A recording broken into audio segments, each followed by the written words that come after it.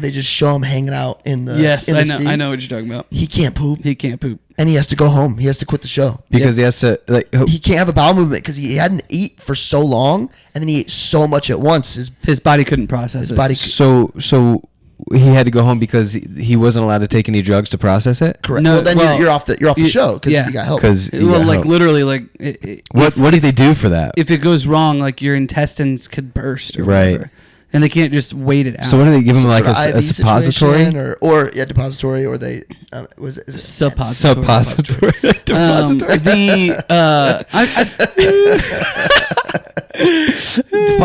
Dude, like at the bank? Hey, do you have to deposit? Wait, yeah, that would be the opposite of deposit. We're making a withdrawal. Yeah, that's right.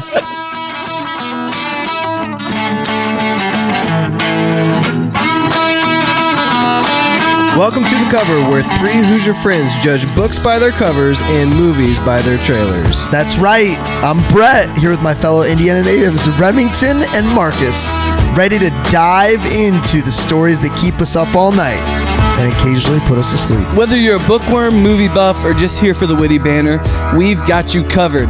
Each week, we'll dissect a different book or movie, sharing fun facts, hot takes, and moments that make Marcus cry. Spoiler alert, we're not experts, but we're definitely opinionated. From literary masterpieces to blockbuster flops, nothing is safe from our snarky reviews and wild tangents. Who knew Hoosiers could be this entertaining?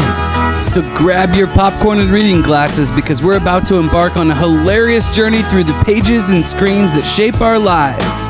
Or at least our weekends. You're listening to The Cover. Let's get the show on the road before one of our kids wakes up.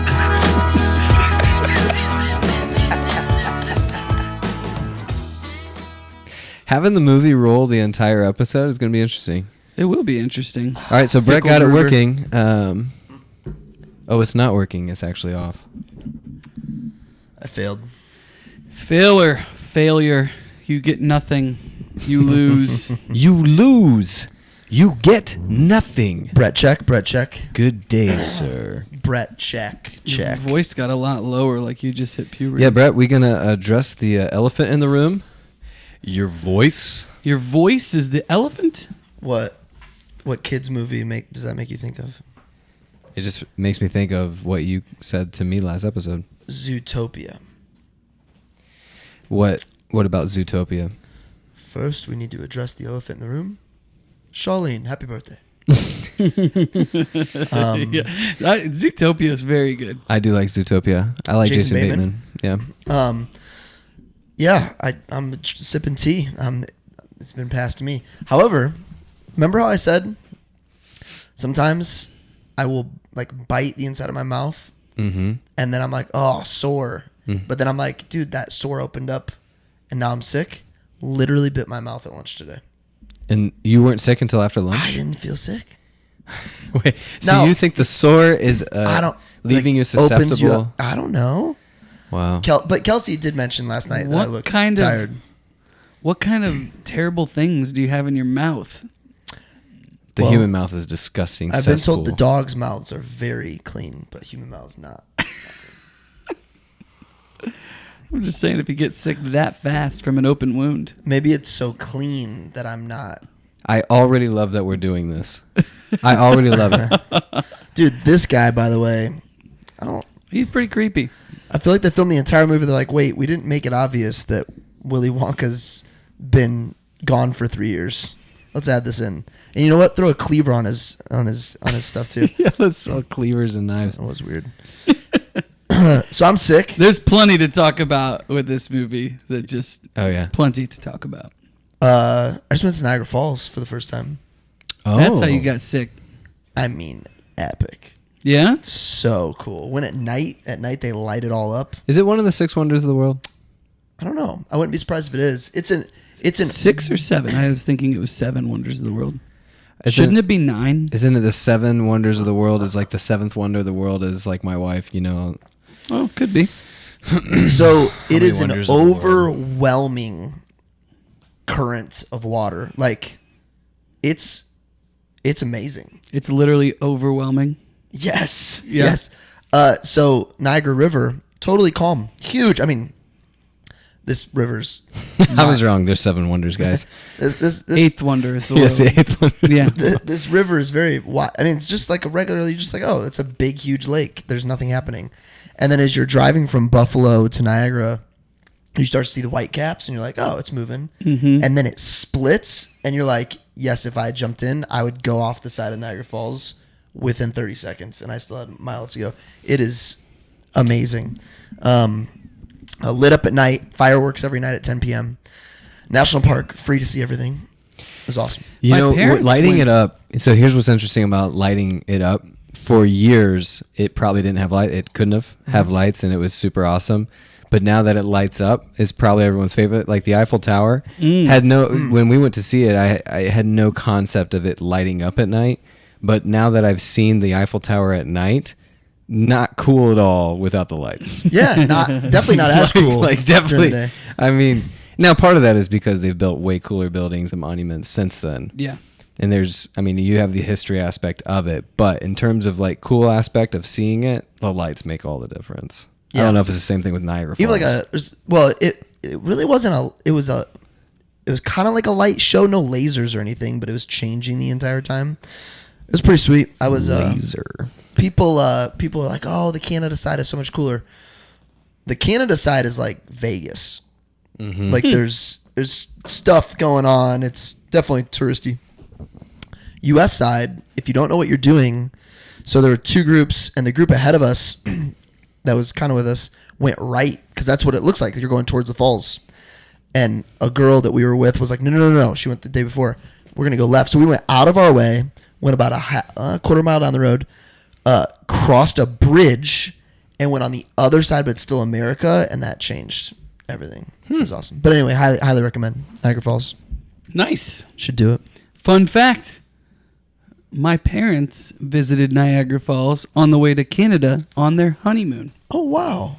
So that's Go to- the first pictures I ever saw of Niagara Falls were from my parents' honeymoon. And you're oldest?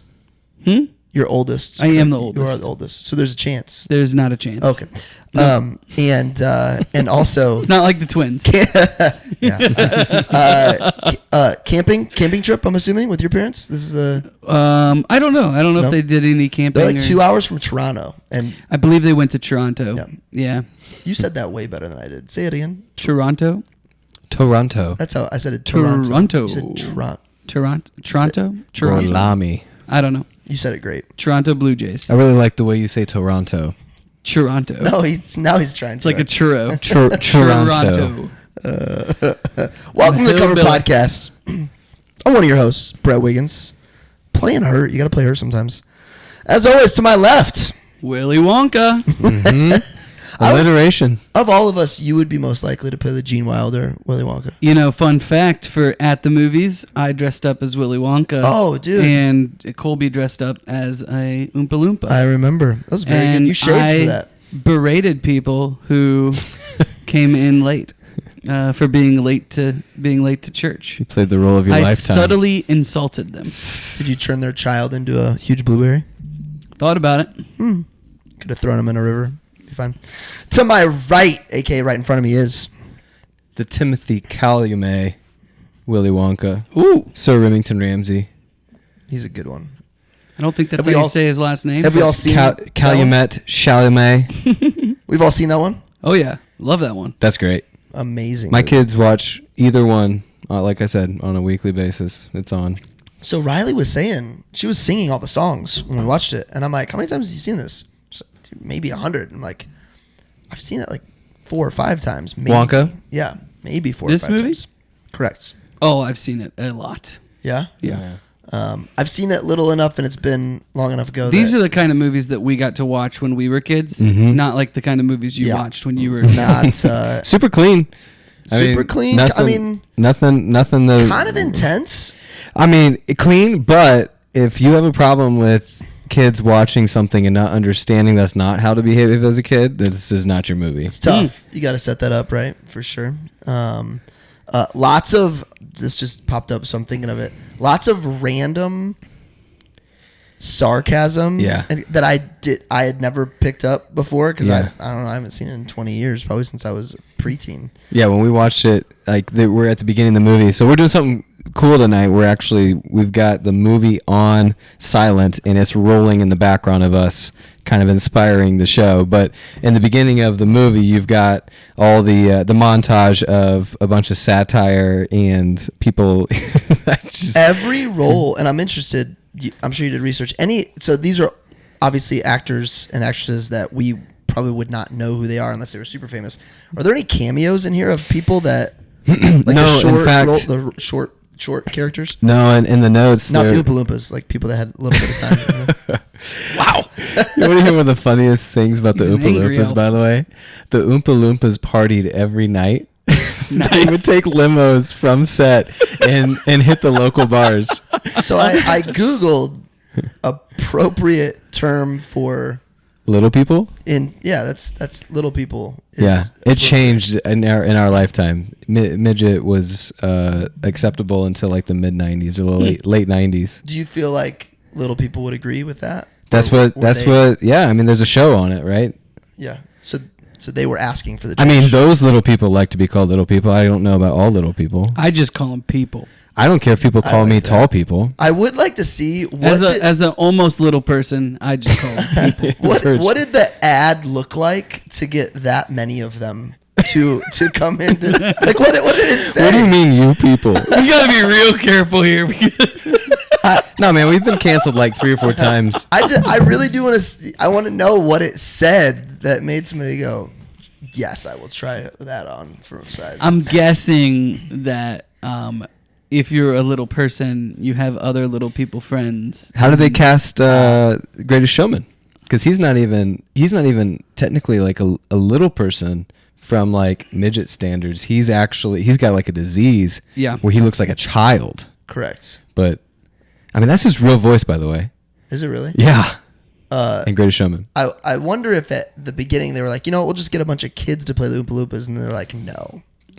You know what? We're gonna go for it. In the Johnny Depp one, they say, you know what, just to keep it all standard, we're gonna have one person and just duplicate them. Right. In the Timothy, did we say it's Chalamet? Yes. I think Chalamet. It's Chalamet. In What'd I his say? In his version, Charlemagne or something stupid like that. Charlemagne? Charlemagne? not Charlemagne. Timothy That is- Chalamet? That is Chalamet. a different human. However, Charlemagne's interview with Bill Burr. Have you seen it? Mm-mm. Oh, Bill Burr rips him I apart. thought on his own Charlemagne was show. dead. Bill Burr? No. Charlemagne's I meant, dead? like the historic Charlemagne. Yeah, this guy clearly stole the name to. Yes. So. Dang it. Who plays the Oompa Loompa in? He can Timothy trace his Chalamet's? lineage back beyond Charlemagne. Hugh Grant. He does a killer job. Yeah, he's great in that. hilarious. He does a great Too job. late. We're already going. Can't stop now. Not that it's not obvious by this point, Remington. What are we covering? Willy Wonka, and what's funny is like I didn't know it was called Willy Wonka and the Charlie, because I always thought it was Charlie and the Chocolate Factory. Because the book is Charlie and the Chocolate Factory. which tells you that this is not based off of the book, because the book was written and the director wanted it to be like a certain way, and This is Dahl, correct? they actually Roald Dahl, yeah. Dahl. yeah. So the director, how do you say it? Roald Dahl is The author or the director? The author of it is Roald Roald Dahl. Dahl? Mel Stewart is the director. But they had differing views with the producers. They actually were not going to make this a musical. It wasn't supposed to be a musical, and they wrote it in all the songs because Mary Poppins did so well. So they turned it into, which is pretty funny because the songs, like if they wrote them last minute, they're pretty catchy for being written last minute. I mean, what kind of professionals can just like write a song, like 10 songs for a movie? pretty impressive. The world is astounded when Willy Wonka, for years a recluse in his factory, announces that 5 lucky people will be given a tour of the factory, shown all the secrets of his amazing candy, and one will win a lifetime supply of Wonka chocolate. Nobody wants the prize more than young Charlie, but as his family is so poor that buying even 1 bar of chocolate is a treat, buying enough bars to find one of the 5 golden tickets is unlikely in the extreme. But in Movieland, magic can happen. Charlie, along with 4 somewhat odious other children get the chance of a lifetime to tour the factory. Along the way, mild disasters befall each of the odious children, but can Charlie beat the odds and grab the brass ring? How many talked about bars- movie magic. Liberal use of the word odious. Twice, back-to-back sentences. That's what I was thinking. Yeah. I was Googling odious while I How was many reading bars that. of chocolate did you open? 150. 150 divided over 10. Okay. Charlie, how about you? 200. No, 2. I can't do 2. I can't just do 2. That teacher is wild. He's That got was one great of my scenes. notes was like small Class roll, dismissed. but Well, like that takes away. You guys nailed just it. took away like half of my notes. Oh, Yeah. dude. We can't. The hidden gems are not going to be so. This hidden. right here is the Stop hidden it!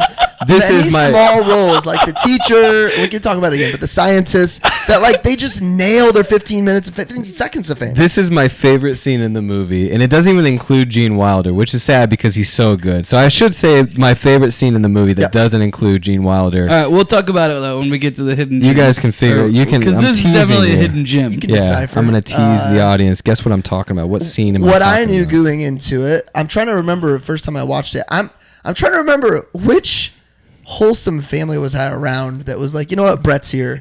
Let's have him watch Willy Wonka. Which definitely, looking back, I promise that happened. I can guarantee it. So like I understand very liberal, like whatever we feel like watching kind of setting, but isn't there a chance that your mom's like, let's just throw this on? We just didn't watch movies. Oh, you didn't watch movies? TV, MTV, Sports, Nickelodeon. 3. But it was on TV. I mean, back in the day, the only way you watched TV or movies was on TV unless you went to the movies. I knew We So there rented was- a lot of movies. There was a from family, Blockbuster. the Bells, that I played baseball with their son. They had the greatest library of. Bought DVDs or No. bought like all the VHS. VHS, DVD. Or They Disney? literally had a system where they would rent VHSs and record them onto their own VHS. Oh my god! They had the most I mean, I'm talking 500 plus VHSs. Like, At you- what point is it criminal That pirating? is criminal. I know, but Well, like how far? How many do you have to do you have actually to sell do? it? Do you have to sell it for No, it to be no. worth, Copy for it. it to be worth their time? Like you Yeah, that's think what I'm the saying, police that's what I'm are gonna bust in and be like, you have 500 That's of your what I'm own saying. VHS At tapes. what point? How many hours of footage do you have to duplicate before the I think cops actually care? until you make money off of it. We should lifeline our cop friends when we do this. Yeah. Just Ooh, I ask them, like hey, that. you know how many? Pretend it's that the would be like 90s. an FBI question, though, right? Because the warning always talks about the FBI. FBI. Oh yeah, that's how they really get you. Is like threaten the FBI. I always thought the FBI was in one city in America. There's FBI everywhere. Did you guys know Dude, that? FBI, man. there's FBI. a former FBI guy that runs a private investigating company here in Carmel. Yeah. And he's got a bunch of people from the FBI on his payroll and on his team, and they do stuff all over the country.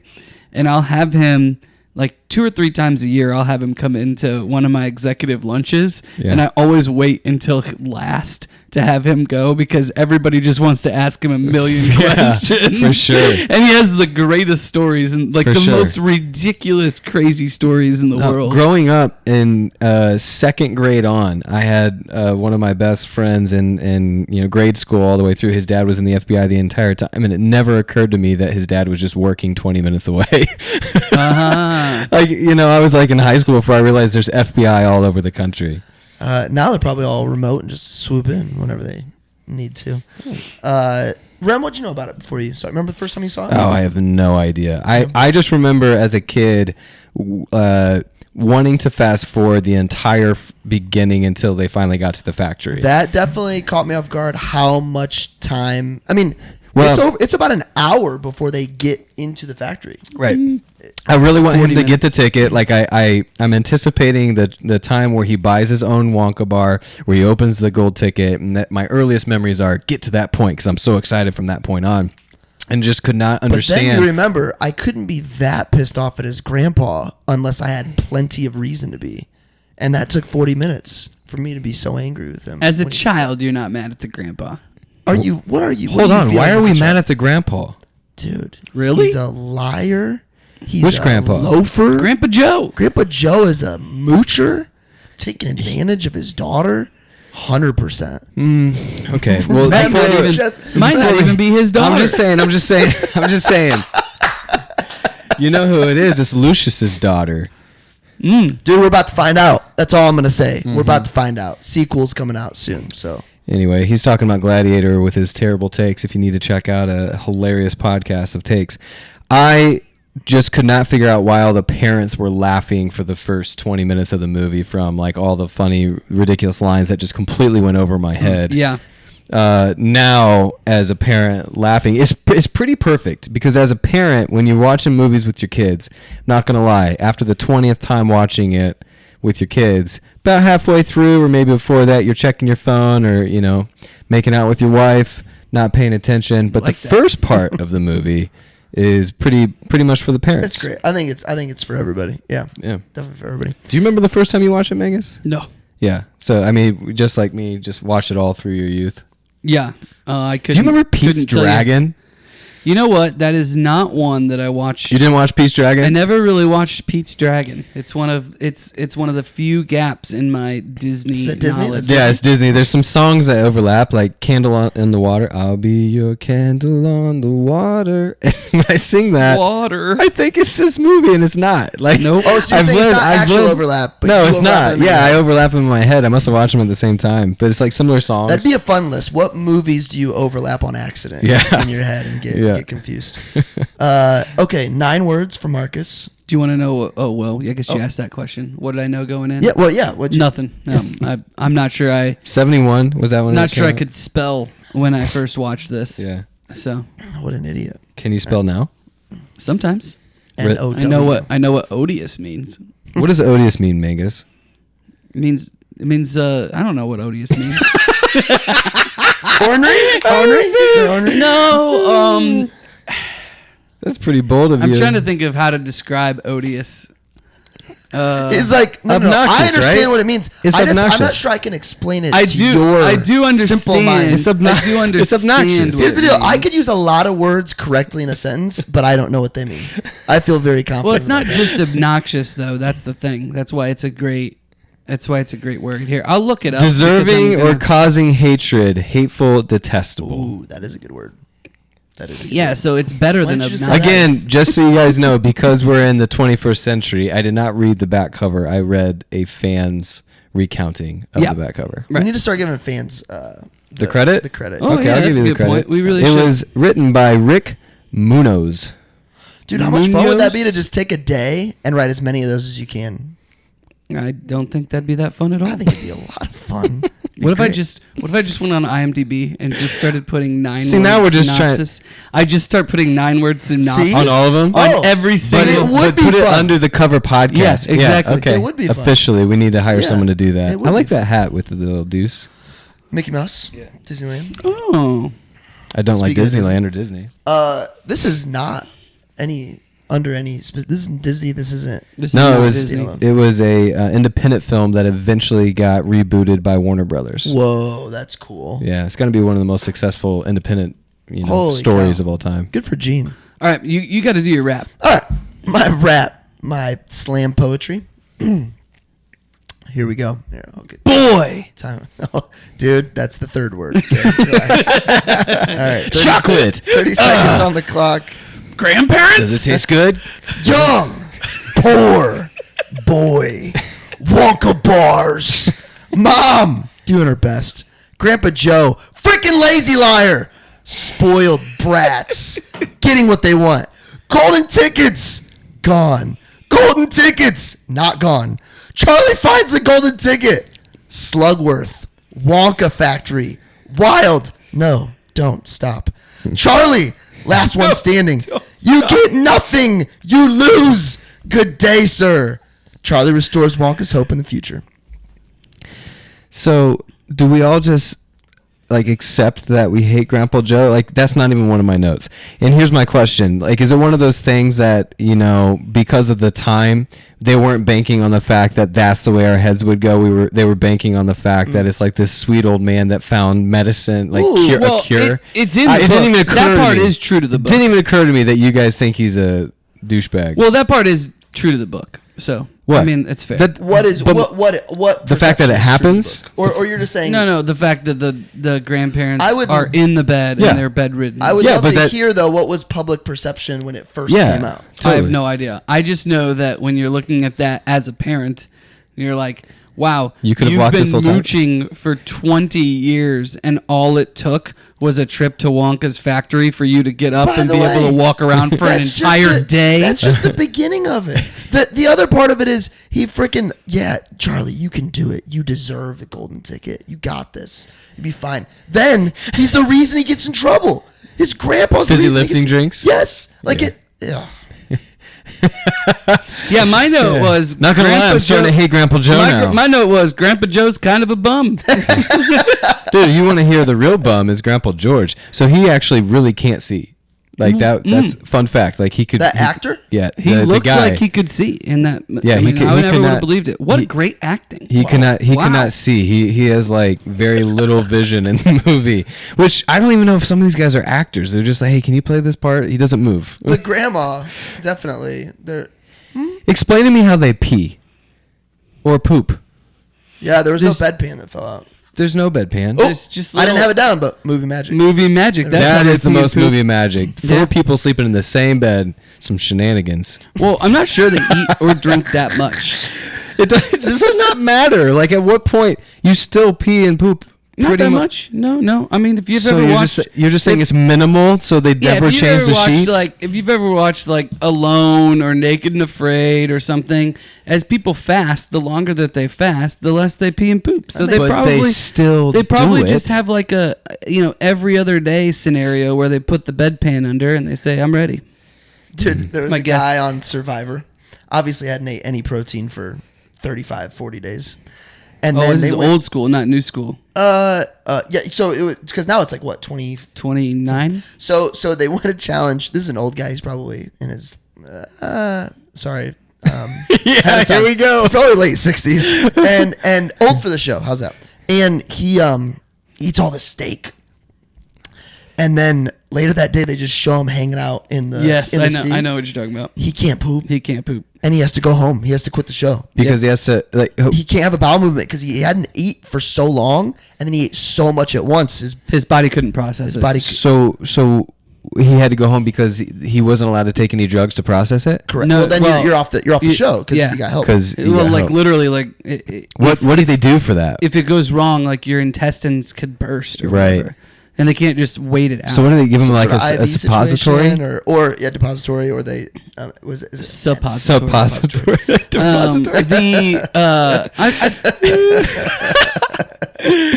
Depository, Dude. like at the bank. Hey, do you have to deposit? Wait, yeah, that would be the opposite of deposit. We're making a withdrawal. Yeah, that's right. That's right. I'm just saying the same thing has happened. Yeah, but movie So Marcus magic. thinks it's completely Movie it's magic. possible he has peace twice a year. Well, I'm just trying to come up with something. That's it. I'm searching. I'm reaching. Marcus, search for those 9 words, my man. All right, here we go. Let me count while I'm doing it just to make sure. Okay. Wonka designs elaborate contest, and Charlie takes the prize. So that's so some of your 9 words are teasing the audience. Some of them are like the complete synopsis. True. That one gave away the ending. I like them both. I was gonna be texting Riley the 9 words as you said them, but then I got behind and I gave up. Yep, I could do it again. Good. Well, no. I'm saying I can say it again or text it to her or Yeah, whatever. that works. Yep. Hey, she's doing great. I really like that post today about J.K. Simmons. You gave her some good ideas. That's really funny. Did you see it? No, I get on Instagram like once every 3 days. There's a meme that says J.K. Simmons, and it's a picture of him, and thank you for smoking, laughing, and then it's him in like he's screaming at somebody in Whiplash, and it says Serious Simmons. Nice. That's good. By the way, if you follow or like me, if you follow on me on Instagram, or if I like you you. message me directly, you probably will get messaged back because my wife controls all of Nice. that. But yeah, I get on there every like 3 days or so.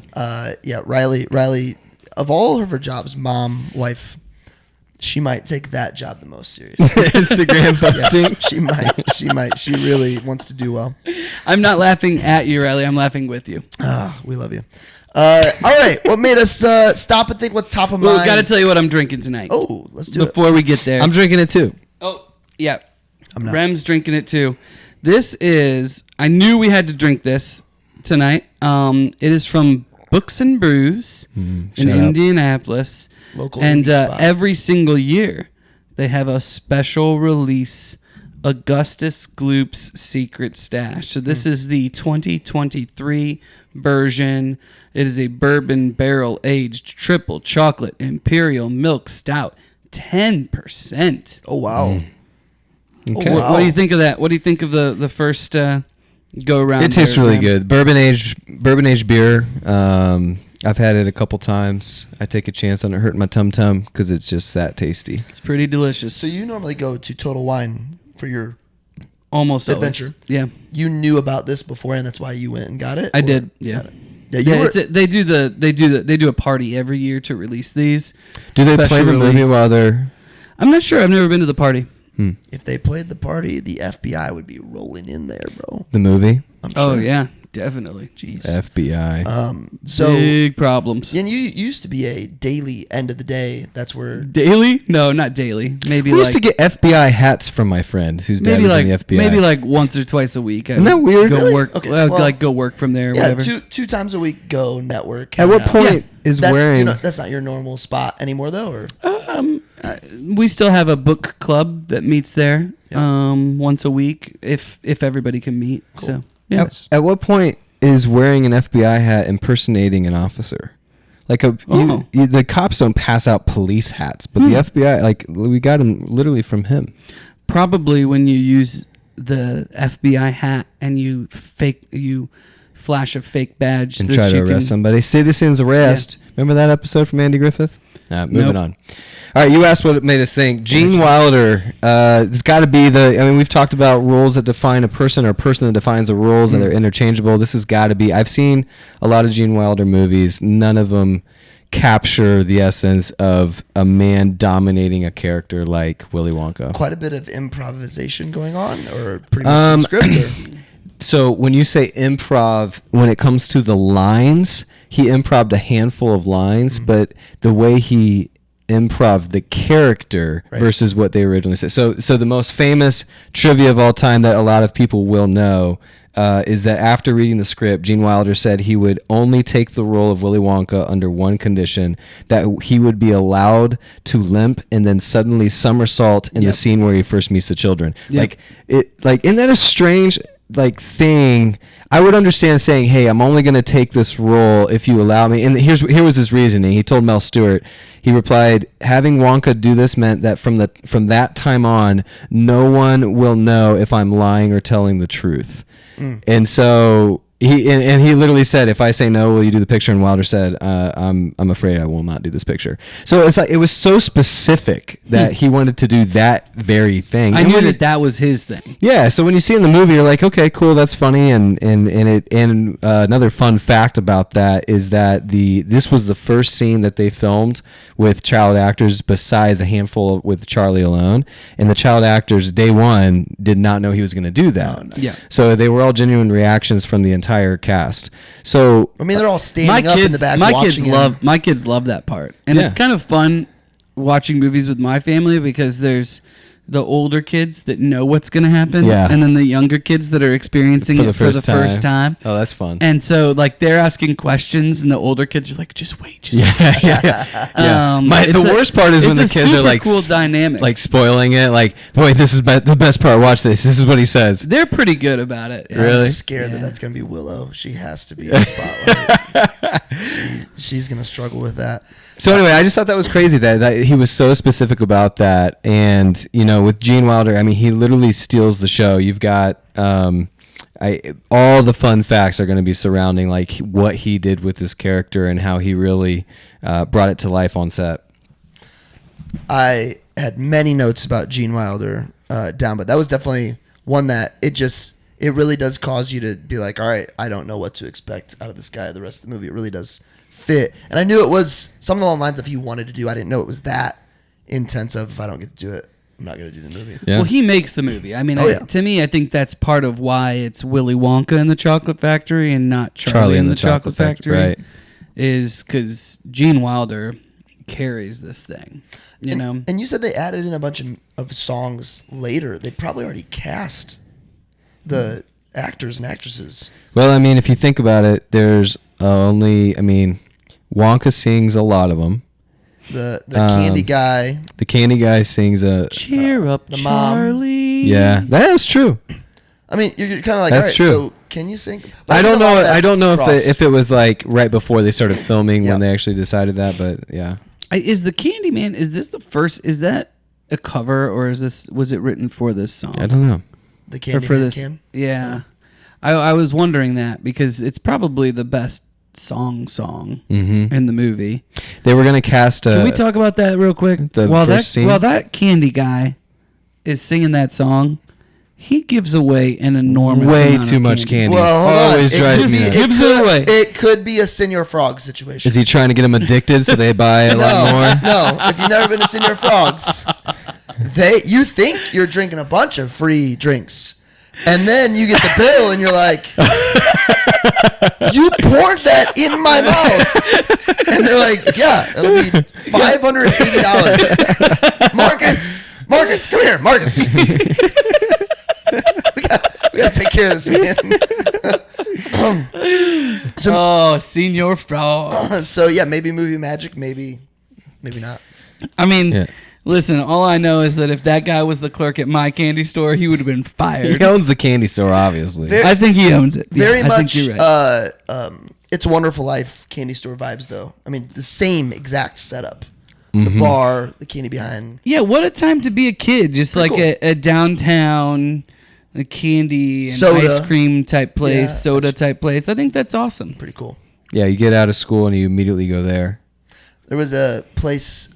It was a tackle place where they would sell like worms and fishing line and stuff like that, and they had Tootsie Rolls for 1 cent. Yeah. And we would go crush. We'd get Tootsie Rolls for 1 cent, and we would get the candy cigarettes that they still sold back then with the red tips. I never liked those.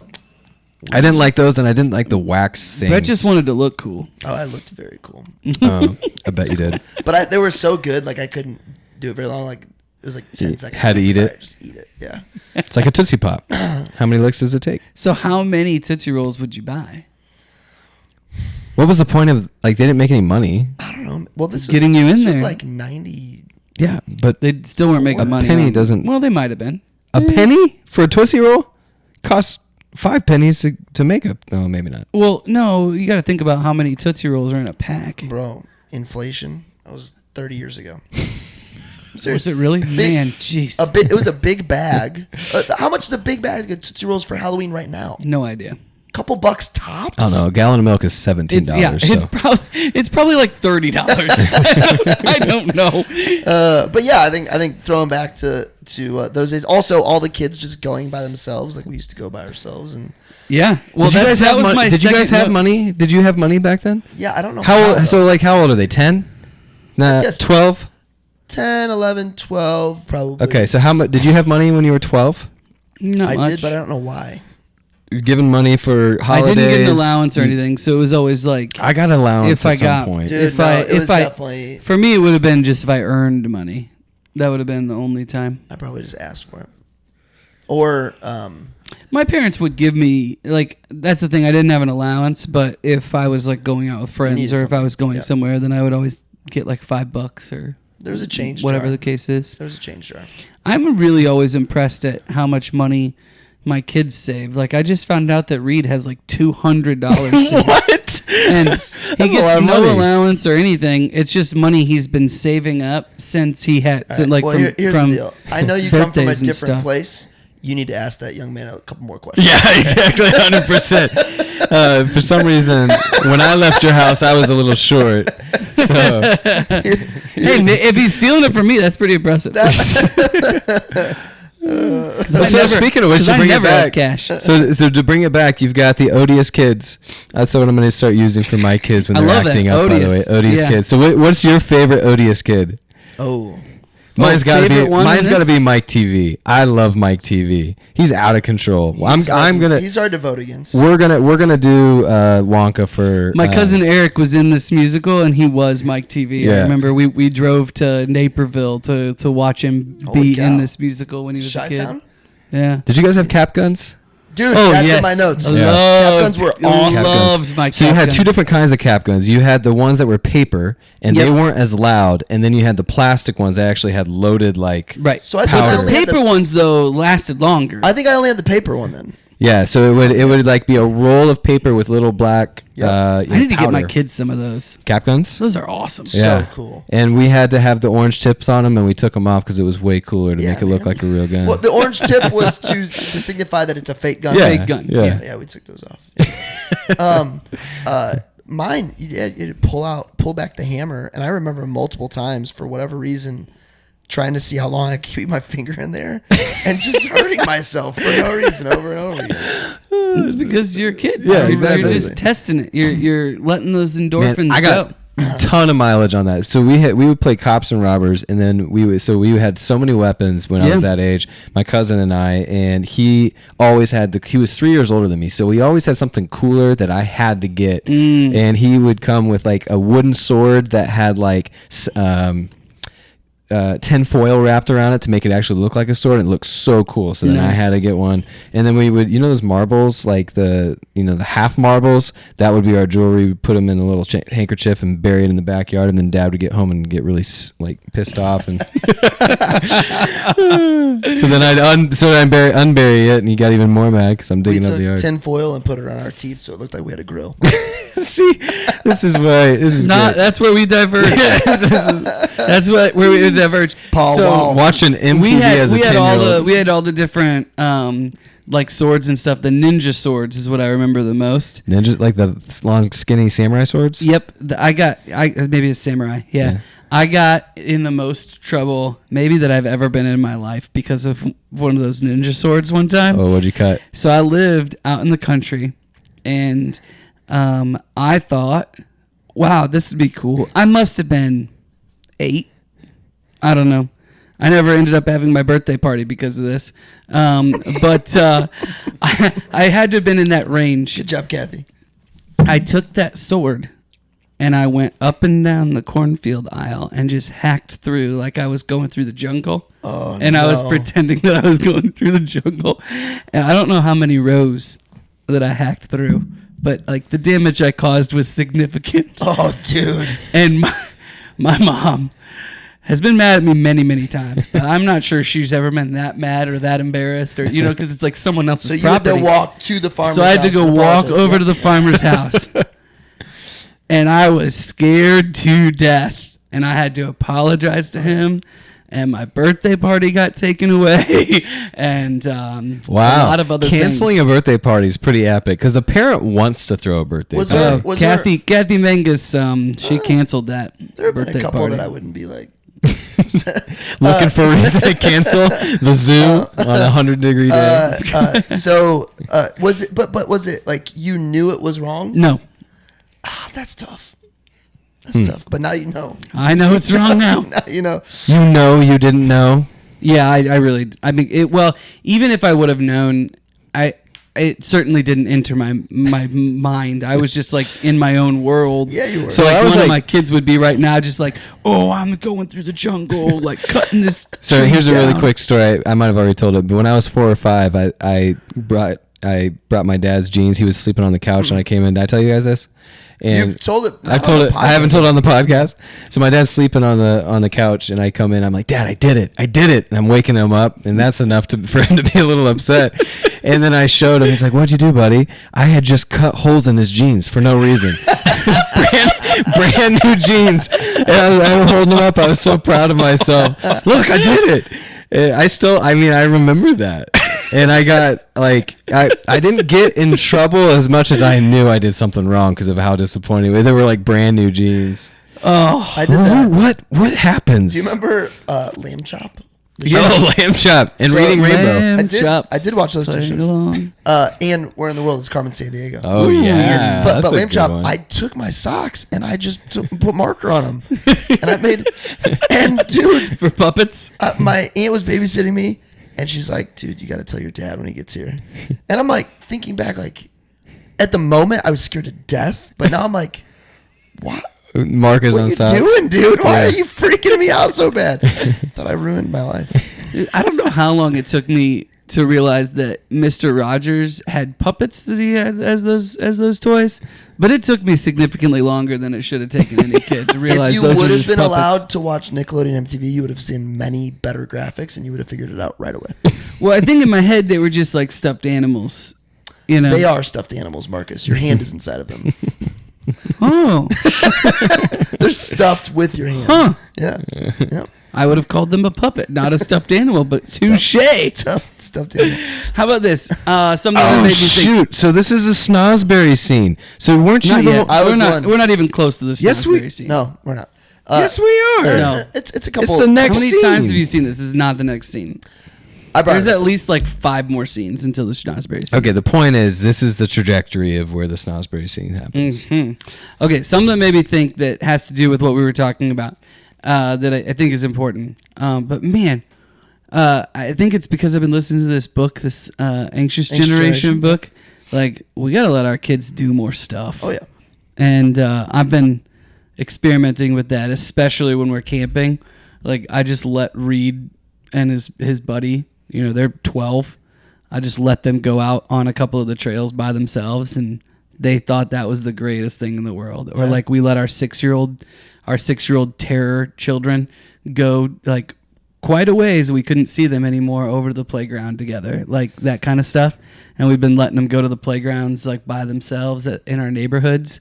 And it makes you a little nervous at first, but the more you can do that, the more it helps them. I The think. quote from that book is we've become too overprotective in real life and underprotective in online life. And Yeah. yeah, Really sure. good.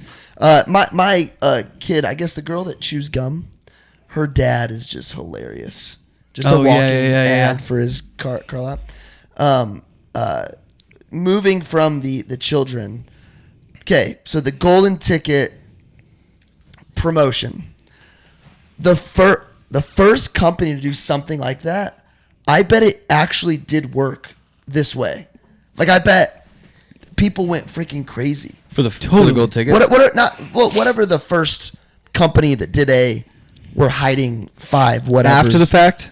But I don't know. It was probably It before. does remind you of the promotion that the Walmart Sam guy Walton, did. I wrote down Sam Walton was probably blown away and was like, yes. That. Well, it wasn't Sam's idea though. It was his GM in that It's always store. someone else anyway. Yeah.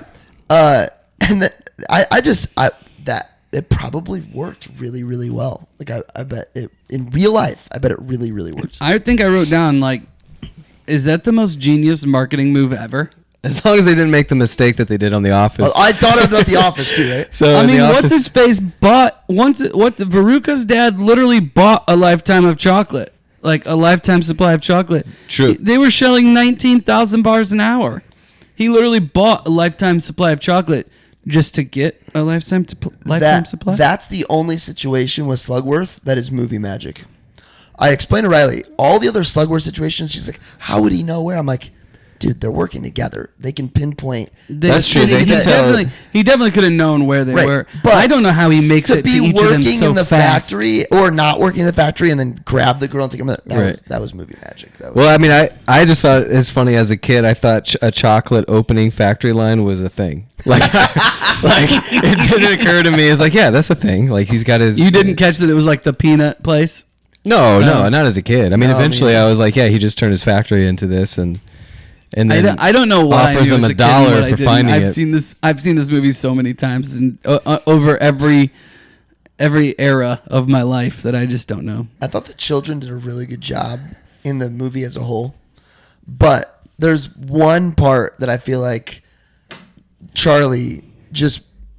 It's one of the worst parts of the entire movie. Charlie Buckets. Yes, so he's opening the candy bar, the Wonka bar that Grandpa Joe Yeah. gets him. He slowly opens it, And he's like, I know where you're going with this. I got it. I fooled you, didn't I? Fooled you, didn't I? It was so weird. It's a weird. I just envisioned the director having to do it 1,000 times and be like, we're just going to keep that. Yeah. You're just saying the way he delivers the line. The way he delivers it is it's just so bad. Yeah. It's so bad. It reminds me, like, that's one of those scenes that reminds me of stage acting. Like, like when you originally converted stage acting to movies, you put up with some of these over-the-top acting sequences. That would have played really well on stage, but not in a movie. Yeah. Did not play well. It is By the weird. way, It makes we're me on uncomfortable. Scene 3 It since, makes you we're uncomfortable. on scene 3 since Remington said, "Oh, the next scene's the one with the schnozberries." Anyway. Yep, just making a point. Okay. Next time the chocolate waterfall comes on, tell me what all you right. think of. You I said bet you- this. You hit on this. I bet you don't know what the song is that he plays to get into the factory. Rachmaninoff or whatever she says. I can't. Ramanov? No, Yeah. she says the name of the. She says the name of the composer. Yeah, I had it down. Rachmaninoff. Is it the Ocarina of Time? Huh? It's the Marriage of Figaro. It's Mozart. Mozart. Mm-hmm. She says Rachmaninoff. She's Actually, wrong. She was referring. She was wrong. She says Sergei Rachmaninoff. Yeah. Mananoff. But she's wrong. Yeah, she's she's wrong. wrong about everything because she's a teacher. Just kidding. And those are kids. You know what? Teachers. There are kids. plenty of Good thing Nate's a librarian not now, hidden not a gems, teacher. but there's plenty of hidden agendas in the movie that I think they're trying to tell us about children, about parents, about. Oh, it's teachers, not maybe. hidden. It's pretty much the exact. I mean, it's like in your face. It's not about the chocolate at all the whole time. Yeah. It's not about the chocolate. Well, that is one big thing that I like. The Rem, you brought up. They spend a lot of time before getting to the chocolate factory. Right. And They're building the that is suspense. necessary, I think, to show at least if you're going to try to teach a lesson to kids, or if you're going to try to teach a lesson to kids, like Charlie's going through these things that allow him to get to the point where he's like, you know what, I do need to accept responsibility for my actions. Like, here's this gobstopper, even though it would change my life, to give it to the other person. Mm-hmm. Which no other kid or parent or anybody Or was willing. grandparent. That's what I'm saying. That's what I'm saying. Was willing to do. Yeah. And I think that the whole first part of the movie, like, I don't actually like that Cheer Up Charlie song very much. I don't like it as a song, but I think it's From Mom? pivotal. Yeah, but it's a pivotal point in the movie where it's like, hey, here's all the things that you're learning. You don't need all this stuff. Mm-hmm. Right, which is the lesson. Well, that's one of my questions later for you guys. But like from the Oompa Loompas, right? Like, what are they trying to teach us or trying to teach the kids? But I think that that's really important. The Oompa Loompa transitions are A+. The songs they're singing. The song they're presenting a really good question to the watchers of the movie that are important. Question I had about Mom with the Chip Charlie song. Where's the line of not being a buzzkill for your kid, but also letting them dream? Yeah, But being realistic, like, it's tough. It is tough. It is hard. Like letting them get excited about. Well, because something she's that- dreaming too. Because she's saying, like, your lucky day is gonna come. You know, just keep doing the right things. So I does think good about job this of it. all the time because I am a dreamer and I'm someone who didn't come from a ton of means. Like the rags to riches story is some of my favorites. I really do like that. However, I think that there's a way to get kids to dream, but then also to do the things that they should do in order to get those dreams. There's a difference between dreaming and daydreaming, right? I think so. I think they get caught up in daydreaming a lot, where it's like, I just wish I wrote a piece about this Snap my years ago. fingers and Yeah, hands, I wish someone would just hand me a Ferrari. I used to think I used to do that all the time. Like as a kid, I was like, wouldn't it be so cool if I just woke up and I was Michael Jordan? Like that'd be so cool. And then at some point, dreaming like that gets really dangerous because what it does is it keeps us from actually working towards our dreams. And so the other thing that I think about is a lot of kids, especially because of how entrepreneurship took off and YouTube stars and dumb money took off, then instead of working towards actually having, like, let's say you want to be a YouTube star, cool, do the things that it takes to be a YouTube star. Stop just hoping that you have one viral video and that you're going to be famous. Yeah. But it takes away the like I've dreamt in a positive way about the work and how excited I am to build and do that kind of thing. But you can trick yourself into thinking, dude, if somebody just gave me like $100,000, I'd be good. Yeah, totally. That's why I think it gets dangerous, though. Yep, 100%. You brought up golden ticket, like waiting for him to get the golden ticket. I will say this, while I made fun of Charlie earlier, the sequence of him opening the golden ticket is really good. Like the way he opens it. Oh yeah, the suspense. The music. He's not even gonna get the Wonka bar.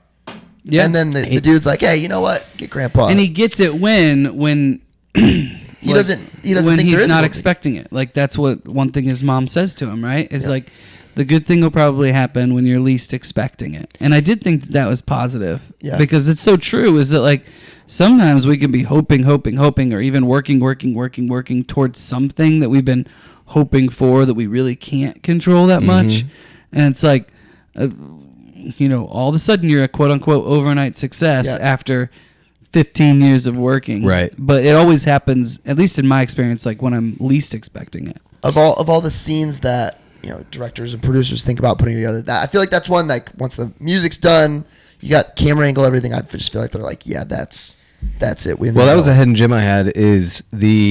Think about how much stock they put into a candy bar for Charlie.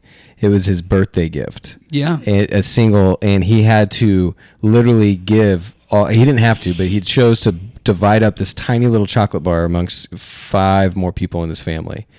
And then so he goes and finds this money, buys a chocolate bar. The golden ticket is in it. He throws away the entire chocolate bar. Yep. Yeah. I've always noticed that, and it always stuck with me because it's like for the entire scene, the entire movie up to that point, the single greatest thing in his life is having a chocolate bar at any given time. Like the chocolate bar he eats that his Grandpa Joe gives him has white filling in it. Yeah, it's like a coconut. It's like a Junior Mint. But then when he cracks open the rest of them, there's no white filling. They're both it was Wonka a different bars. package altogether. No, they were both Wonka bars. It was for the golden ticket. The golden ticket was only in Wonka bars. No, it wasn't. It could have been in any of the Wonka things. No, that's not the way I understood it. No, but I just remember just Wonka bars. Oh yeah, just the original Wonka bar. Yes, Wonka bars. Because there's a case of Wonka bars that they're at the auction. But this is the last case. Your Majesty. There was tons of other Wonka stuff still available, but there's no Wonka bars. That's another line I did not get as a kid. Your Majesty. So funny. Anyway, I think that's movie magic. 5,000 pounds. Your Majesty. I think they didn't plan well enough. They ate whatever chocolate bar they were going to eat for that scene, and then they were like, "We got to do it again." How about the Microsoft Word graphics here when the first Oompa Loompa song is going on? What do you get when your kid is a brat? That's not the same song. So you're telling me these dudes just 30 minutes from now Marcus, are like, that's not the right scene. That's the wrong song. I just said that. It's the right song. It's the wrong verse. Oh yeah, dude. Now I'm watching it. They're all hungover for sure. Barely standing up. Like yes, I'm sure people of that stature walk a certain way. I've walked like that. I've walked like that without a doubt. I get it now. I really get it. Let's talk about the world right here, right? Like I think it's kind of cool. We were talking about dreamers, but I love that Wonka takes his imagination and uses that to create the reality that's around him. Like, come with me, and you'll be... It's very Walt Disney-esque. I mean, it's pretty neat. Yeah. I think that this idea that you can build your imagination. I have some... Especially my boys are very imaginative. and like I had this on before I was leaving, and I had this scene on, and my 6-year-old is just glued as they're going through and they're eating everything, and he's noticing every little detail, and it's the coolest thing to him. So it is cool how every single thing in there is, well, not every single thing, but most things are edible. When they're eating with their hands, all I can think about is cleaning my kids. Cleaning their hands? They're eating with their hands, just the teacher, the mom is like scooping up white pudding stuff and just licking it off their hands, and I can't handle that. Really? I just think about wet wipes. Guys, I got a fun fact. Really? You got to watch this. You got to watch I this. know a fun fact. Well, that's fun fact. I didn't look up any fun facts, but I know this fun fact. All right. So they're on the boat. We'll set this up. They're on the boat. Riding so through the you gotta watch. I gotta get this out while you're watching this because you got to see this guy's face. So they told this guy he was steering the boat, but he wasn't. It was on a track. It's an Oompa Loompa. I just think it's mean. The director said, "Hey, you're steering a safe, but it's on a track." Look at this guy's face. He's so serious. Like he's like, "This is my one role in the movie. I can't crash this boat. It's on a track." That's awesome. But yeah, we're about to go into one of the most pivotal scenes for like the actors. Like, yes. So what do you think is what was the director's point of and we're talking about, I think we're all talking about the tunnel scene. Yeah, the tunnel scene is what they're about to go It's into. intense. There's some weird images on the side. Wonka is, what's the word you would describe him in this scene in the tunnel? He's being Erratic. Erratic, yeah. Very erratic. Seeing some weird stuff. He's just messing with them the whole time. He is. I put down he's in control the whole time. He lives to mess with them. Good part. His quick and witty responses to everything, but it's in the background. Oh my gosh. Brilliant. He goes, "The suspense is terrible. I hope it'll last." Yeah, that's a great line. He has so many one-liners that Yeah.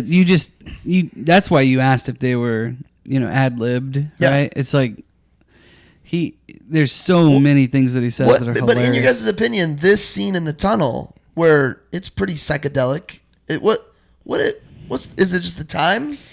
Was it a vision that the director had that just so the vision that they had was for it to just be crazy, and yeah, I mean this is pretty scary as a kid. You're watching these images like a snake over. I'd be crying. But what was crazy is Wilder took it so much further than the director intended, and just got so crazy that the actors actually thought he was having like a stroke. Oh, that's great. Yeah, they were and then actually he ended it, freaked like out in by the him. scene. It's so great. That's awesome. Because he starts like screaming, and that wasn't originally in the script. All right, we're about to get there, but was the Gobstopper a good business idea?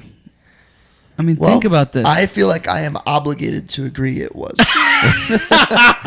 Dang it! I don't get it. Cutco. Cutco's forever guaranteed. Oh. I mean, Oh, yeah.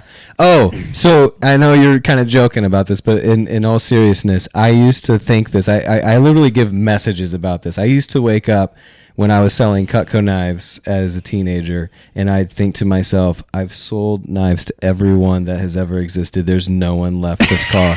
I used to have these thoughts. And you know what? As a salesperson, I've talked to other salespeople, I've coached them, and I feel like a version of that thought happens to everyone at some point. They wake up and they think, I don't know if there's anyone left to call to sell my product to. Yeah. And it's just not true. I mean, like, yes, it is a great business model because the amount of market share that you actually have is so you can do small. tons of spin-offs. If you sell them each for $3, it's still a great deal. And then if everybody buys one, you've sold. It's not just everlasting. Like, if it can be destroyed, it's not just like eating. It's the only thing. It gets lost. It can. Well, then it's not everlasting. It's everlasting at the bottom of the ocean. It doesn't do me any good. But it's just, you sell to 17 million people and you freak out, and then you think, oh, there's still 270 million people in my own country that we haven't touched. Mm-hmm. We'll get there. They also reference that there's Not in 1971. 1971. Here's the thing. Some of those 17 million people have already died. It's the most argumentative Mangus I've seen in a long time. They do say 100 billion people Secret in this stash. movie are on Earth. Yeah. It's obviously not true. They say that? She does. I think it was the teacher that Well, said if it was teachers, do we need to look up this director's what Like, happened? why? Yeah, he must have had a There's teacher in his that. past that just Really ruined it for him. Oh man! So I'm watching these kids act, and by the way, this was the only movie that the kid that played Charlie ever was in. No way. His only movie. He tried to do a reboot of something later. He ended up bailing, and this is the only movie he ever did. Freddie Highmore is Charlie in the Johnny Depp one, right? Who? Isn't it his name Freddie Highmore? You'll have to look that up. That kid can actually act. It still acts. Yeah, I remember thinking Riley he was showed cool. me a picture of him present day. We're talking about Mikey TV. No. In the Johnny Depp. In the version. Johnny Depp version, the Charlie, because he's like this. Charlie's like okay as an actor, but like the Charlie in the Chocolate Factory is. It's just so funny. Like these good. kids are dropping off, and we're just like supposed to accept that. Like, yeah, it was disclosed that if the kids die, but he's like, yeah, the kids are fine. They're just going somewhere else. I'm like, there's no way that kid is fine. That kid died. Every time they ask questions, all of his responses, it just took me back to running training. Anytime anybody asks a question, he speaks in French a couple times just to ignore it. He speaks in 4 different languages. I do love that there's like actual real consequences for all these kids though. Yeah, like they sure. almost die. Oh, every one of them. Yeah. Every single one of them. And he just acts the whole time like Wonka just acts the whole time like this is no big deal. This happens all the time. Yeah. Like when when she gets he's like, "Oh no, that's not air. That's juice." It's very matter of fact. This always happens when they get to the dessert. Yeah. And by the way, he doesn't stop her. He just says, "No, don't stop, please." Yeah, dude, that is so good. It's so good. Was his goal? Do you think? Obviously, he's trying to find somebody to take over the factory. But do you think his goal was he realized he saw how selfish the whole world was, and he was like, "I'm gonna punish these people." Is there any of that going on? Maybe, but in the end, he says, "I was hoping it was you." So like, it wasn't like he just had a vision in mind to like, and he never opened up his factory until now. So why only punish 5 people? Yeah, he wanted it to be a kid too, Right?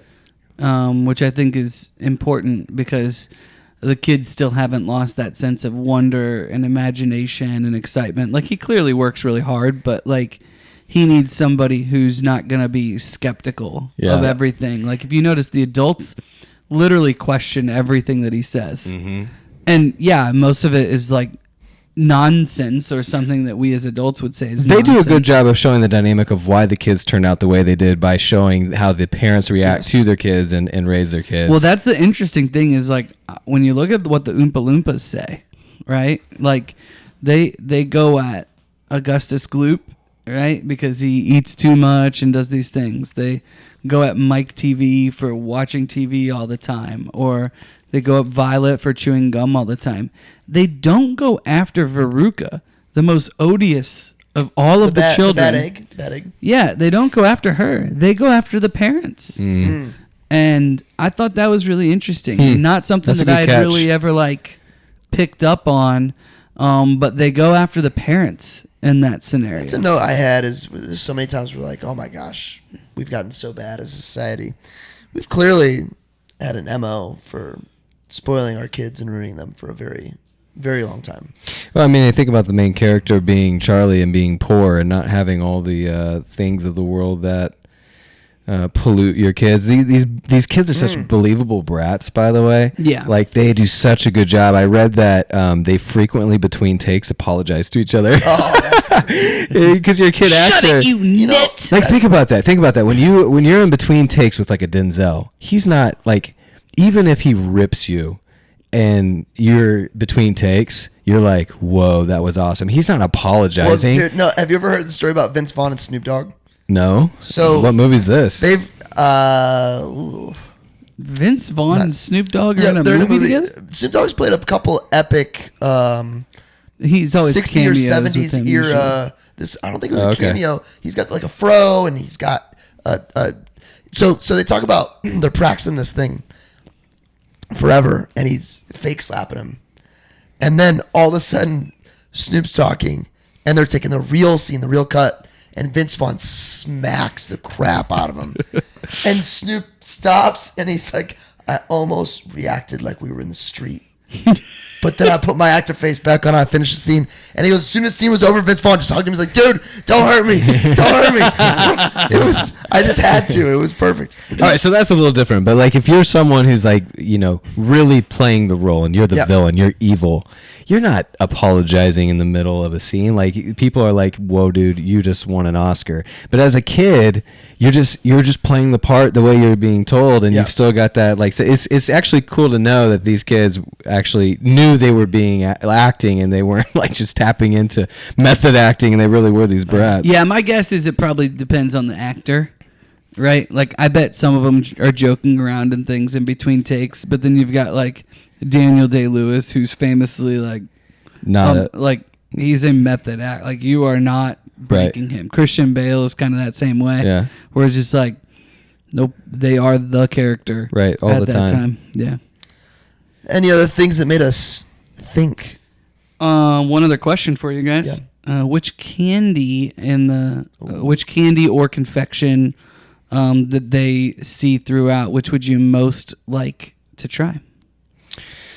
Are we talking about, can we do fizzy lifty drink? That's mine. That was my pick. Yeah. Really, everybody's busy lifting. Yeah, me too. I think that's the coolest. They had a drink. Now the meal, if he got the meal gum right, I think that'd be really Dude, awesome. I don't know. Here's something perfect about for Grandpa tasting Joe it and without Grandma. eating it is not appealing to me. Like, I want to eat steak. I don't know. Well, maybe if we went out to eat and you could order the gum and we could all eat, maybe we'd finish eating at the same time. You are so slow.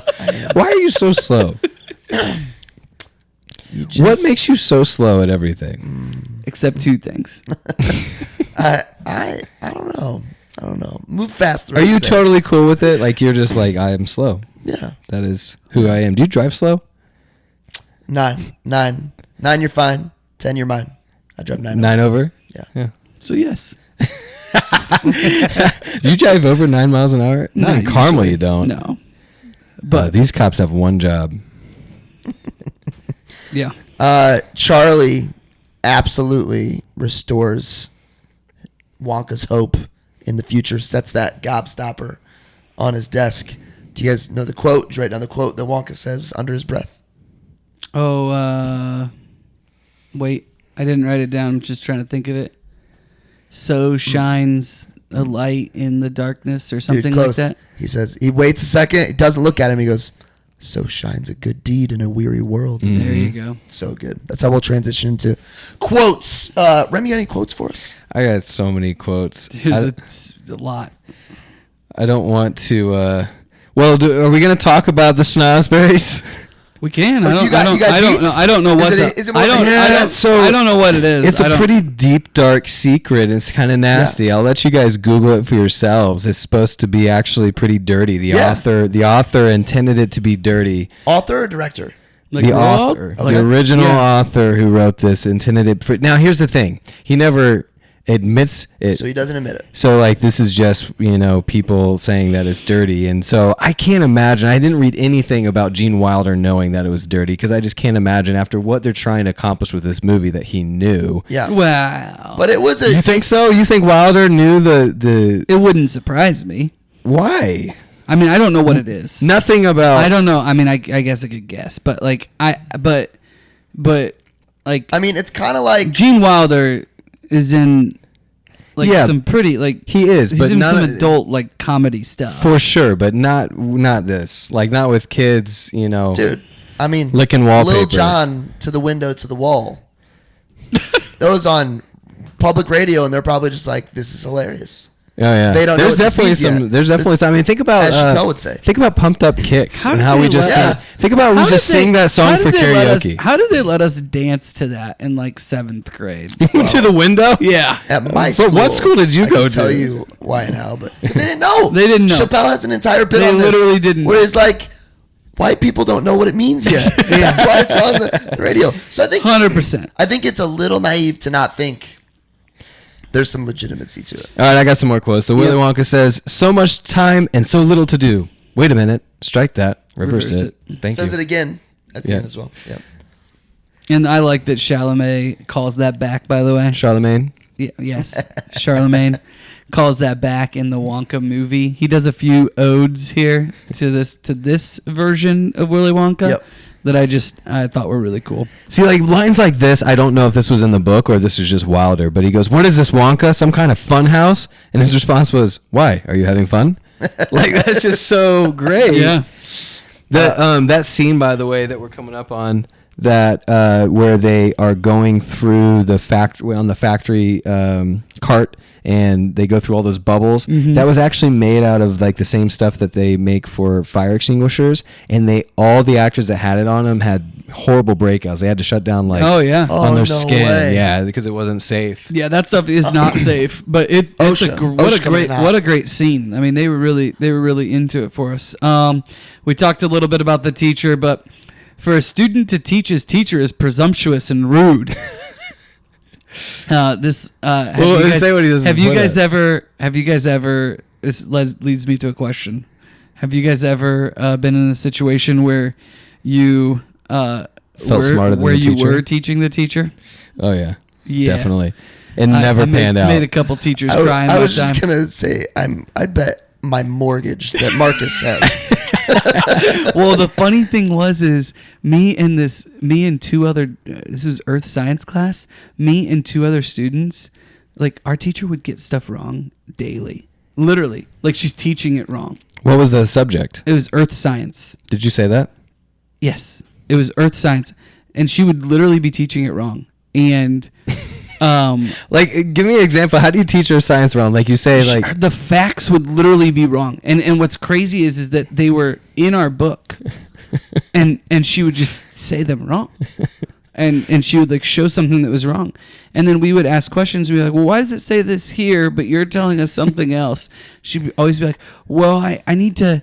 I'll call my professor about that tonight, type of a thing. The other thing to keep in mind, like when I was in 7th grade, I thought all my teachers were 40s, 50s. This was sophomore like year. 25 years old. Yeah, Yeah. they really were though. They were, like, this was our sophomore year, and this lady like got to the point where she called us out into the hallway and was crying. Like she was crying in front of us, and of course, us three, one sophomore and two juniors, What is about are the trying pride? so hard to not look at each other and just die laughing. So is it pride that keeps her from being like, you know what, I was wrong about that? I don't know, but my mom Probably. worked at the school, and that was another time where Kathy Mangus was not pleased Can't with Marcus imagine. Mangus. He's gone. He'll be made into marshmallows in 5 seconds. Impossible, my dear lady. That's absurd. Unthinkable. Why? Because the pipe doesn't go to the marshmallow room. It goes to the fudge room. I love it. Love it. Happiness is what counts with children. Happiness and harmony. This is right off the bat. Some kid asked the Candyman. Do we want to call him the Candyman? Sure. Candyman. Candyman. How does he make his chocolate? Do you ask a fish how it swims? I know. Or a bird how it flies? No, you don't. It was just born to do it. That's actually a great I line. love that one. I feel that way about many people who are just extraordinarily amazing at their thing. Yeah. Really, truly were. All right, so when our kids are acting up and they're really spoiled and they say, I want this, I want that, Kelsey and I both break in a song. I want the world. I want the whole world. We'll literally start singing that until they stop asking for things. Why is Veruca so odious in this? But when This episode is so odious. but when Ariel does it in The Little Mermaid, nobody bats an eye. Because she doesn't have legs. We feel bad for her. Okay, gotcha. Well, What are those called again? Feet. Have you heard the remake?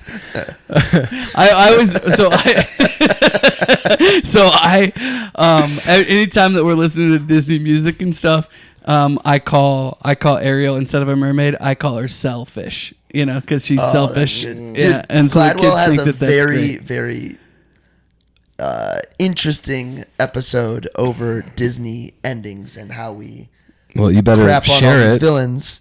It's on Revisionist History. It's all. I think it's called The Brothers Grimm is the name of that episode. Well, the Brothers Grimm, because the Brothers Grimm, a lot of those fairy tales Did not end. They the way- don't end No. well. Yeah. No. So it's all about like why do we hate all these villains? They're actually the ones we should be rooting for to So change and yeah, and interestingly, like all of our kids go to classical schools where they if you read some stuff from people who are classical educators, like they'll get into some of these Brothers Grimm ones, and they'll say, hey, look at how much deeper and richer this text is than when they Disney-fy it. We're definitely, which is interesting.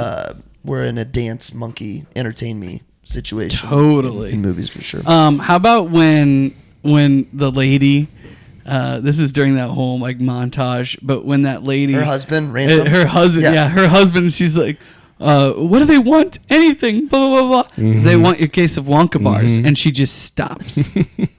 She's like, how long will they give me to decide?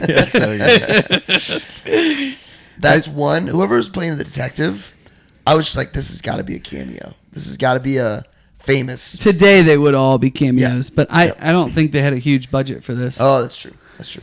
Well, they also didn't want. So I read that the director didn't want any stars besides Wilder. They didn't want any stars in any scenes, specifically like the Candyman scene. They thought about getting a bigger star, but they didn't want that to overshadow the scene itself, which is pretty interesting if you think about it. Like movies today, there's some directors that choose that for some of their films, not to get too big of a star because it will overshadow the role itself. Yeah. I think nowadays too, it just comes down to budget. Yeah. If I'm a lady, if she's a lady, I'm a vernicious knid. This is on the boat, I think. All right, so you were talking about when he's opening the chocolate with Grandpa Joe, which I still want to really get into this Grandpa Joe being a piece of work. Oh, I thought we already did. Yeah, but I really want to close the loop on that. So, but in this scene, we talked about it being awkward when they open one. Another scene, or at the end, Grandpa Joe, after opening the Wonka bar, they think has the last golden ticket in it, doesn't, and he goes. Charlie says this. I bet those golden tickets make the chocolate taste terrible. Yep. And it in that moment it makes you think, like, you feel bad, and as the parent in that situation, in this case grandparent, you're trying to do something for this kid, and it just breaks your heart. And what do you do? Like, it reminded me of when Piper, so I don't know if you've ever been in a situation with your kid where you just have to explain to them hard things and you can't make it better. Oh yeah. And how hard that is as a parent. And like ultimately, like for me being in leadership, I know it's going to make them tougher, but man, does it break your heart. Yeah. So twice we've taken Piper to the emergency room for croup. And croup is scary. Like the first time she had it, she was 3. The second time she was 4. And like when it happens, they can't breathe. They're like, they can't, and you can't, if you can't get the cough right, you're like, so I'm throwing on, clothes that make no sense to get into the car fast and get to the emergency room, which, by the way, emergency rooms, not emergency. Like they're like, please spell that for me. I'm like, I'm busting the door down, get my kid to breathe. So I took one of my kids to the emergency room one time it was like 3 a.m. and they asked me what her birthday was, and I couldn't come up with it. And I was like, listen, I've got 6 kids. Like, I could tell you the month. I could tell you the year. Yeah, I can't tell you the day. I don't know. Not only that, I'm right distraught. My kid can't breathe. Like, I understand most of the time you're dealing with someone who thinks it's an emergency. This is an emergency. So she's sitting there and she's asking her, Daddy, why does this keep happening? And she specifically said, why doesn't this happen to Charlie and Haven? And I said, well, they're older, and when you get to be older, you don't get this same, you don't get croup. And she goes, only 4 persons gets croup? And even that broke my heart. I'm like, yeah, baby, only 4 persons get croup. And why do they always get sick when the doctor's office is closed? Yeah, for sure. Automatic $200 for me. I don't know about you guys. 200. Keep going. Higher, baby. Well, that's the minimum. It's fun. I say this one a lot. Violet, you're turning violet. Yeah. I don't know why, but I say that a lot. So wait. So just And here's then my the one we here's- just watched was she was a bad egg. All right. So now that I told you that this stuff hurt their skin, look how much is getting all over them. Oh, it's all Like this over is them. like they're taking a bath in this stuff.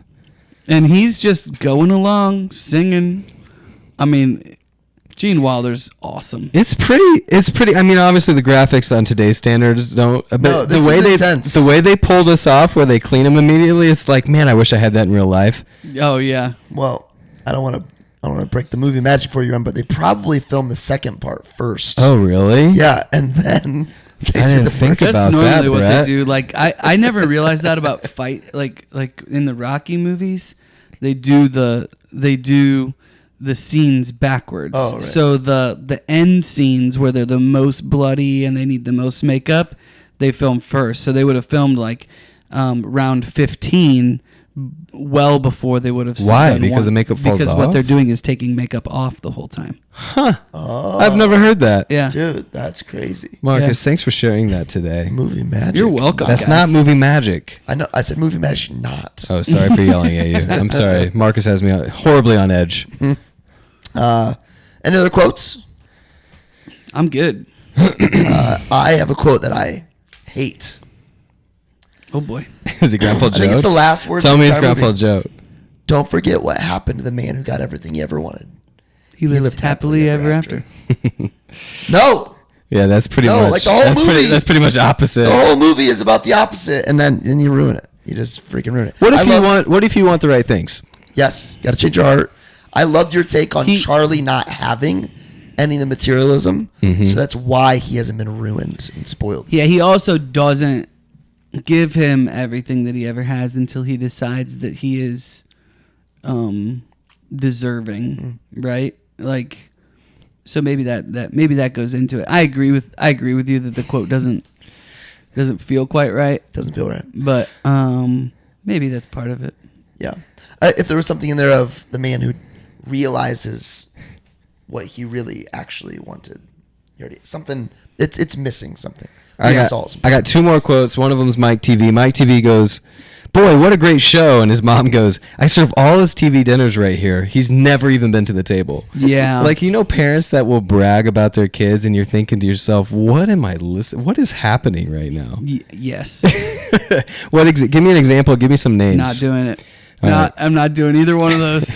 But there are times when somebody says something to me, and I'm like, I disagree very, very much with that. Sitting at sporting But they're saying it like it's a real I strongly positive. disagree. Like they're saying it like it's a real one positive. of my main reasons for wanting to coach every time the girls play now is so I don't have to sit next to parents at sporting events and listen to them interact with their other kids.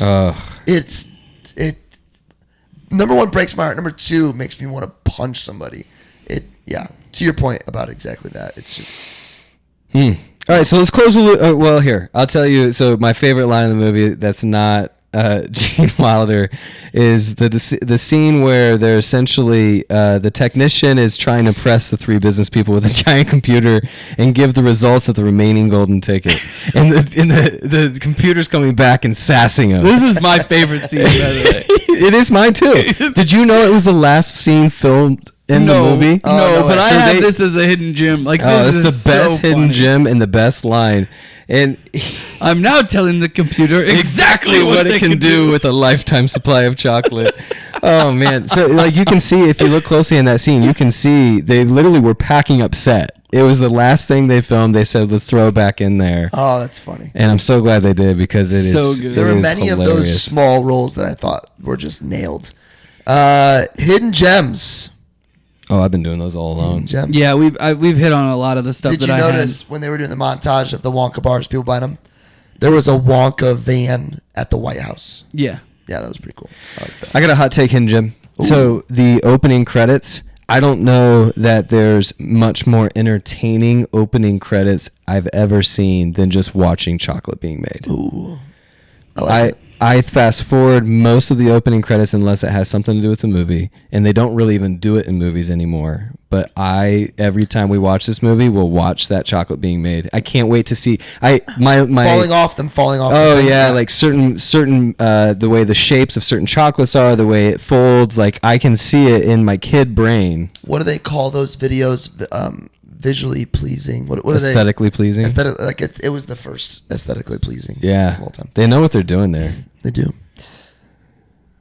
Hidden gems. Any more So left? this is kind of a hidden gem, but I think it's really interesting how, like, this film is so clearly filmed in a European country, but that its setting is America. But what is the setting? Well, it has to be America because they say here in America and the news and everything else. But I just kind of wonder, like, It's so unclear. if they make it ambiguous like that, does it does it actually appeal to a larger audience? I don't know. I keep looking at. Do you know where it was filmed? Germany. Yeah, Munich. So they did it there because they felt like the particular location best gave them options for little cutesy towns that would mimic New York, London, like all the major cities at that time, but not quite show exactly where they are. They felt like they could accomplish It's that. kind of like the every town type of a thing. I don't know. It just was so obviously Europe. And there's certain things that it never really mattered to me until I'm watching it for something like this, for this podcast. And I was watching that and I was like, I just always assumed that like Charlie was from Europe somewhere. And then I'm like, but nobody has accents, I guess. Like I was. And another thing, it's almost like they knew it was obvious because there was no reason for everybody to be holding American flags at the factory. There's no reason. But there's like 4, thank you. There's like 4 Germany flags and like 100 American flags. It's like they're fighting a losing battle and they know it. Yeah. Oh, good catch. So this, if you're listening to this right now, it is October 16th or later, because this is going to come out on October 16th. However, did you guys catch what day Charlie finds the golden ticket? No. September 30th. Do you know what day is today? Which is the day we're filming this. September 30th. And then they go into Willy Wonka's factory on the 1st. I just thought that was pretty cool. Great. We definitely didn't plan, like, it would have been kind of neat if we planned that. We definitely No, didn't. originally we picked this film because it was like it fit horror/family. Yeah, we're gonna go on a little October. We're gonna go on a little October Halloween horror run for you here. I'm excited. But, Oh man, I thought that was pretty cool.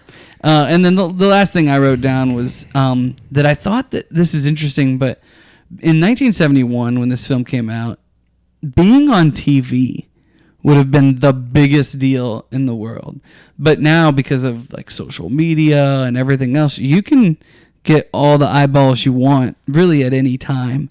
Is getting on TV anymore, is that even a big deal? Yes, I think so. I think it is. I think I think it's not I necessarily. know Brett is like the world's biggest Colts fan. That's true. Oh man, we gotta You're tell actually that. the only person in this room that hasn't been on local Indianapolis television in the last couple of years. Oh, okay. Have you not been on TV? That's pretty funny. That's pretty funny. Marcus is asking that question. Is it really that big of a deal, guys? I haven't been on local Indianapolis TV in the last 3 years. Good call, Well, Brett. I'm guessing my segment You will don't pop sound up. jealous at all. It will pop up. I'm not jealous. My segment will pop up on one of those top 10 fan moment things eventually. Yeah, probably. Yeah, I just think that it's viewed by almost less people that know you. You know, those kinds of things. If you, I don't know, it's just interesting. I was thinking about, wow, they're really performing for the camera here.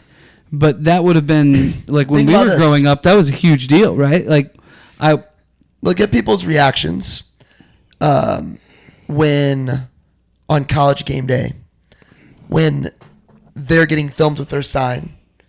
If some YouTuber walked by with their phone, I don't think you're getting that same reaction. that might be true. Yeah. But that may it's be different. That may be true. Yeah, I think though. Yeah, that makes sense. Yeah. But, you also haven't been on TV, so I don't know. I have been on TV. Thank you. Doesn't sound jealous We at ready all. to rate? Well, hold on. One Well, I last haven't thing. thought So about bring my it rating. full circle for me on this Grandpa Joe thing. So I'm bought in Yep. to what you're saying about, he's kind of a moocher. He's all the things. Do you think that's the way they wrote it or intended the crowd to take it when it came out in 71? Or do you feel No. like... I'm going to vote no. I feel like there was a lot of liberties they took to be like, oh man, these guys are getting old, they're down and out, and because his grandson wants him to, he rises to the occasion, and they didn't even give it a second thought. Well, I think this is probably really more of a question of a Roald Dahl versus the directors themselves, because this is a part of the movie that aligns very well with the book. We're watching them get into the Great Glass Elevator here. There's a second book called Charlie and the Great Glass Elevator. Yep. And in that book, like, they literally take the entire family in the beds and all in the elevator, like, to outer space and all these other planets and stuff like that. I don't Like know the if Magic you guys School ever, Bus. I don't know if you guys ever read that book. I'm guessing Brett didn't, because I don't I did think not. Brett read anything when he was a kid. I read what's Dog Man or something. Nope. What's the Hank doctor the that cow speaks dog? to animals? The doctor that speaks. Dr. Doolittle? I read Dr. Doolittle, the original, Nice. in 4th grade. Nice. Yeah. Thank you. That's a pretty classic, exciting. right? Yeah.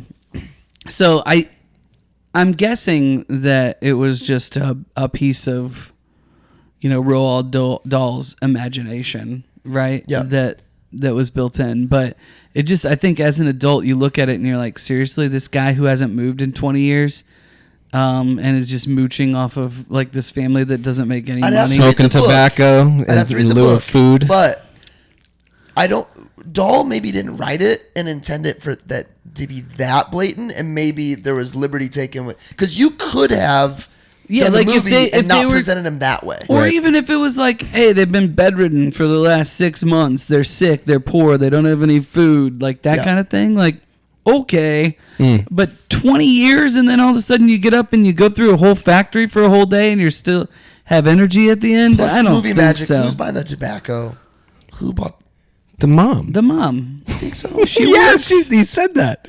What are you talking about? That's fair. We got to redefine movie magic for this kid. Oh, By the my way, I know I goodness. had some fun facts for Grandpa George, the other grandpa who couldn't see or move or do anything. Great actor. So you can nail this role. So, fun fact, we just got done. What launches in 2 days is Man's Search for Meaning, Viktor Frankl, Holocaust survivor, World War II. The guy who plays Grandpa George took off his shoes for each scene and would climb into bed. He'd put his shoes underneath that bed. Well, they were clearing things out for the dancing scene, and they found those shoes, and he was super, I don't know if aggressive is the right word. He was distraught because they were trying to take the shoes out, and the shoes meant so much to him because they were the only things he kept from World War II. Whoa. And so, like, he basically convinced them, just let it stay underneath the bed, like there's his most prized possession. I just thought that was pretty That's interesting, cool. coming off of some of the World War II stuff that we've done on the show. Yeah. They're Rating. rolling final credits. Do you like this? Do you like this setup I where love it. we have it in the background? I'll probably have to listen to the episode to know if I like it or not. Oh yeah, see if Yeah. it got distracting. Yeah. I think You it get kept us distracted very easily, Mr. Fantasy Football Boy. I don't get distracted. This guy, guys, listen, cover fans. Listen, Marcus it is very Mangus. tight right How old now. are you? How old are you? 37. How long have you had smartphones? I don't know. 10 years? Well, more than that. Until this moment, tonight, Marcus has never put his phone on Do Not Disturb, did not even know how to do it. I had to show him. That I knew that you could. is a fun fact of the day. Dude, nobody can get hold of me. Yeah, Brett has never taken his phone off of Do Not Disturb. It's a great life. I Ratings. don't hate that call. I just if I'm not going to answer the phone, I don't answer The it. fact that you put it in your office while you're sleeping, that makes sense. The That's- tough Yeah. thing about this rating is I feel like I'm dishing out a ton of nines, but I just love this movie. Like, Oh, we're doing a interesting. lot of movies that I So you're a nine? love. I think so. Yeah, okay. I don't know what I would do to make this movie better. I'm an 8. It's a great movie. It's a great movie. I think I hold 9 and Have you had a 9 movie? yes. We talk about this all the time. Which one was it? I don't remember. I'm going to remember less and less as It definitely wasn't more that we do. Gladiator. I think I would. Oh, Whiplash. No, you No, didn't even he give didn't Whiplash even your give own Whiplash. movie. It was an 8. Because if it's not It's just 8.9 is an 8. 8.9. It's not a 9, it's an Yeah. 8. I like a 7.7 on this one. Really? Yeah. I love Rem's internal judgment of I love it. He doesn't want it to come out, but then he's like, "What'd you say?" I would give Gene Wilder a 9. You just ranked Casablanca significantly higher than Willy Wonka. Yeah. Okay. See? I would It's- give it's- Gene Wilder a 9. Yeah. Yeah. Pirates of the Caribbean, you give Johnny Depp a 9? Yeah. Yeah. Totally. Who's another Heath Ledger in The Dark Knight? Ooh, yes. 9. Yep. You give J.K. Simmons a 9 in Whiplash? Oh, wow. Here's the deal. Am I letting the F-bombs get in the way? Because every time it happens, I'm like, it's hard to watch. Because it's so many. So many. Am I letting that get in the way? If I am, I don't know. He crushes it. But it's a little different for Whiplash, I think. In that, like, this movie is completely carried By him? Yeah, by Gene Wilder. Even though he doesn't come in for 40 minutes. I don't know. You said the same thing about Forrest Gump. You said that that was carried. Oh, that's another one. Yeah. I think Tom Hanks. Yep. Tom Hanks, by the way, could be 9s in a lot of movies that aren't 9s. Totally. I think Leo's 9s in some movies that are not 9s. Yeah. That could be a separate rating or even separate show. All 9s. Let's name our 9s. All 9s. What's next? We got Get Out. Oh yeah, Which you I've guys never seen. neither of you two have seen it, I right? have not seen Get Out for a long time. So we're reversing it because you guys had both seen Parasite before I did. Oh, okay. Most of these movies we've seen before. Yeah. But this is exciting for me because this one has some serious twists and turns. Are there blood squirts? There are. We don't want to know. We don't want to know anything. Well, I need to know, Riley. There's a little bit. I feel like she'd be scared. I feel like I'm gonna be scared. I think Riley could get into this movie. This is a movie that you watch with the lights on at noon. Dude, I think Riley and Kelsey could both get into this movie. Really? Yeah, I do. I think The Shining is too old for me to be actually scared. I disagree. Yeah, okay. So that's next. After that is The Shining. Yeah, we're doing some Halloween episodes for you guys. Shining will come out Halloween week. I don't know. Yes. Okay. Sure. Yep. And then next book is The Indifferent Stars Above. Yeah. What can you guys tell me about that? It's another. We're bringing back an author because we enjoyed The Boys in the Boat so much. Our only collective 9 on the podcast, I believe, is Boys in the Boat. So we're going back to our roots, as Marcus likes to say. We're going back to our roots, and it's the story of a single family making their way west during the gold rush. I love how many inside jokes we tell on this podcast, but never explain. Yeah. And I think it's perfect. Just like Inglourious Basterds. There might be a way to figure out those inside jokes someday. I got a line to take us out when you guys are done farting around. I'm done. You get nothing. You lose. Good day, sir.